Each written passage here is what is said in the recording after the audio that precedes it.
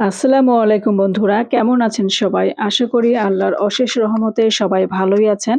কাছে বা দূরে যে যেখান থেকে আমার এই ভিডিওটি দেখছেন তাদের সবার প্রতি শ্রদ্ধা এবং ভালোবাসা জানিয়ে নতুন একটি ভিডিও নিয়ে আসছি আপনাদের সামনে।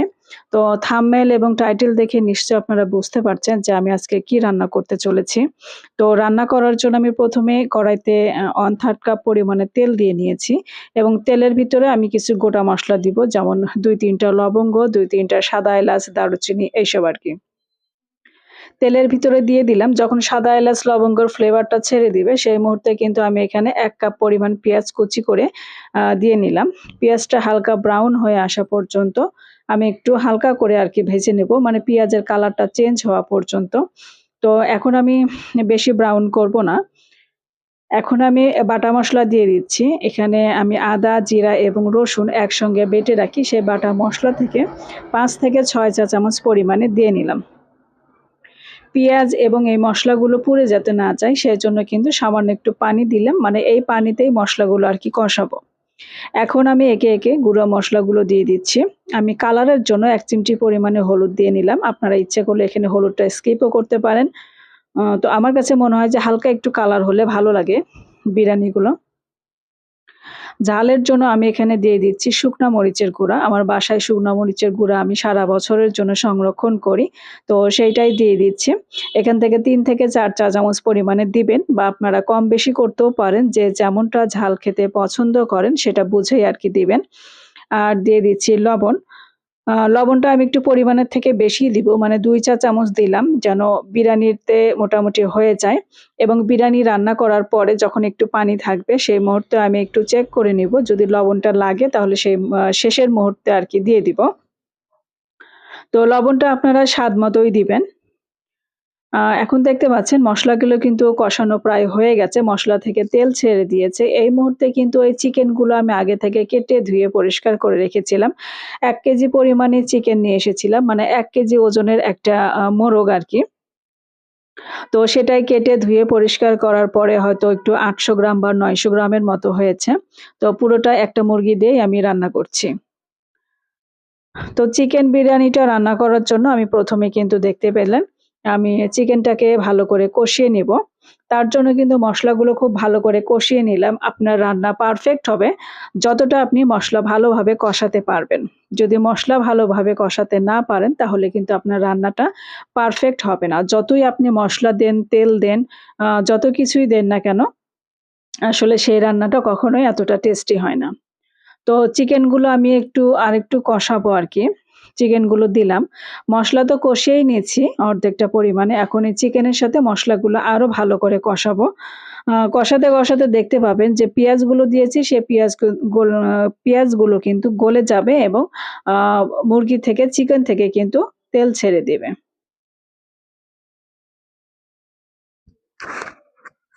তো দেখতে পাচ্ছেন আমার কষানো কিন্তু প্রায় হয়ে গেছে। আমি আবার একটু পানি দিয়ে আবারও কিন্তু একটু পানি দিব। দিয়ে কিন্তু চিকেনটাকে ভালো করে কষাবো। যেন পেঁয়াজগুলো গলে যায় এবং চিকেন থেকে তেলটা ছেড়ে আসে। তাহলে বিরিয়ানি কিন্তু আপনার টেস্টি হবে। আপনার বিরিয়ানির টেস্টটা কিন্তু নির্ভর করছে এই চিকেনটা কষানোর উপরেই। যারা নতুন গৃহিণী আপু আছেন তারা হয়তো আমার চ্যানেলে নতুন এই রেসিপিগুলো, মানে সহজভাবে যেগুলো আমি দেখাই, সেই রেসিপিগুলো দেখে হয়তো কিছুটা হলেও কাজে আসতে পারবে।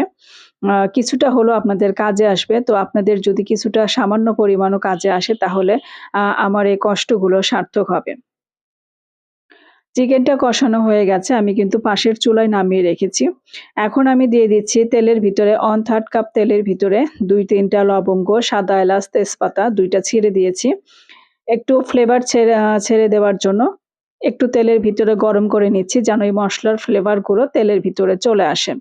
এখন আমি ১ কেজি চাউল রান্না করব আজকে। ১ কেজি চাউলের বিরিয়ানি রান্না করব। তো আমি আজকে পোলাওয়ের চাউলটা নিয়েছি। মানে বাজারে যেটা প্যাকেট পোলাওয়ের চাউল পাওয়া যায় সেটাই নিয়েছি আরকি। তো পোলাওয়ের চাউলটা আমি আগে থেকে ধুয়ে এই যে ছাঁকনিতে আমি ছাঁকতে দিয়েছিলাম পানিটা। পানিটা ঝরে গেছে। এখন আমি চাউলটা একটু ভেজে নিবো। চাউলটা যখন আপনি ভেজে নিবেন তখন কিন্তু চাউলটা বিরানিটা আপনার ঝরঝরে হবে এবং কিন্তু খেতেও টেস্টি হবে। তো বিরিয়ানি যারা নতুন রাঁধুনি আপু আছেন তাদের জন্য একটা টিপস দিব। বিরিয়ানিটা কিভাবে ঝরঝরা করবেন সেটা আমি আরেকটু পরে বলে দিচ্ছি। তো আমার ভিডিওর সঙ্গেই থাকুন। চাউলটাকে আমি ১০ মিনিট হালকা আঁচে, চুলার আঁচটা খুবই অল্প আঁচে দিব এবং ১০ মিনিট কিন্তু নাড়াচাড়া করে ভেজে নেব। চাউলটা ভাজা হবে আপনি কিভাবে বুঝবেন? যখন দেখবেন যে আপনার চাউলটা হালকা হয়ে আসছে বা ঝরঝরে হয়ে আসছে কড়াইয়ের ভিতরে, নাড়াচাড়া করার সময় কিন্তু বুঝতে পারবেন। তখন কিন্তু বুঝবেন যে আপনার চাউলটা ভাজা হয়ে গেছে। আ আবার আরেকটা উপায়ে বোঝা যায়, নতুন যারা গৃহিণী আপু আছেন তারা হয়তো এতটা বুঝবেন না। তারা যদি ২ টা চাউল ২-৩ টা চাউল দাঁতের নিচে দেন, তাহলে দাঁতের নিচে কিন্তু একটা চিমড়া ভাব চলে আসবে চাউলে। তখনও কিন্তু আপনি বুঝতে পারবেন যে আপনার চাউলটা ভাজা হয়ে গেছে। আর যে কথাটা বলছিলাম আরকি যে চাউল বিরিয়ানি বা পোলাওটা আপনি কিভাবে ঝরঝরে করবেন। তো ঝরঝরে করার জন্য আপনি পানিটা মেপে নিবেন। আমি এখানে ১ কেজি পোলাওয়ের চাউল নিয়েছি, তাই কিন্তু আমি এখানে ২ কেজি পরিমাণে পানি, ফুটন্ত গরম পানি ভিতরে এই চাউলটা আমি ছেড়ে দিচ্ছি। আসলে আমি একই ও যে পাত্রে যে কড়াইতে আমি মা চাউলগুলো ভাজলাম, সে কড়াইতে রান্না করতাম। কিন্তু চাউলটা ভাজার পরে মনে হলো যে ওই কড়াইতে আমার আঁটবে না, বেশি হয়ে যাবে। তো তার জন্য কিন্তু বড় আরেকটা কড়াইতে আমি ট্রান্সফার করে নিলাম। তো যে দেখতে পাচ্ছেন, পানিটা যদি আপনারা মেপে দেন তাহলে আপনাদের বিরিয়ানি বা পোলাওটা কিন্তু ঝরঝরে এবং পারফেক্ট হবে। কোনোভাবেই নরম হবে না। আর চিকেনটা যে আমি কষিয়ে রেখেছিলাম, এই যে এখন আমি দিয়ে দিলাম। চাউলটা যখন আপনার 80% সিদ্ধ হয়ে যাবে, সেক্ষেত্রে সেই সময় আরকি আপনি এই আ চিকেনগুলো পোলাওয়ের ভিতরে দিয়ে দিবেন। এই চাউলের ভিতরে দিয়ে দিবেন। বাকি যে 20% সিদ্ধ হওয়া বাকি আছে চাউলটা, সে 20% কিন্তু একটু হালকা আঁচে যদি একটু ঢাকা দিয়ে রাখেন তাহলে কিন্তু সিদ্ধ হয়ে যায়।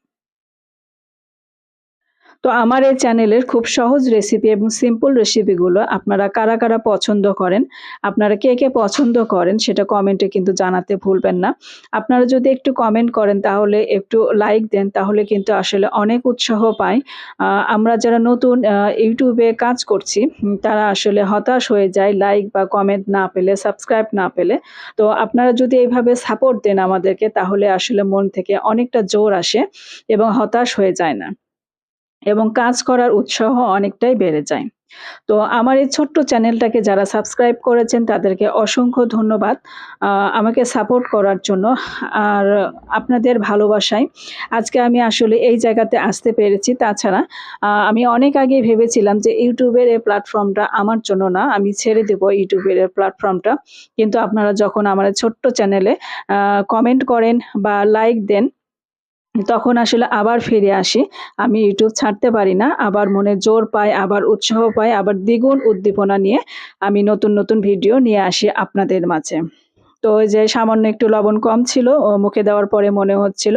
তো একটু লবণ দিয়ে দিলাম ১ চা চামচ পরিমাণে আর আমি এখানে ২ চা চামচ কিন্তু ঘি দিয়ে দিলাম।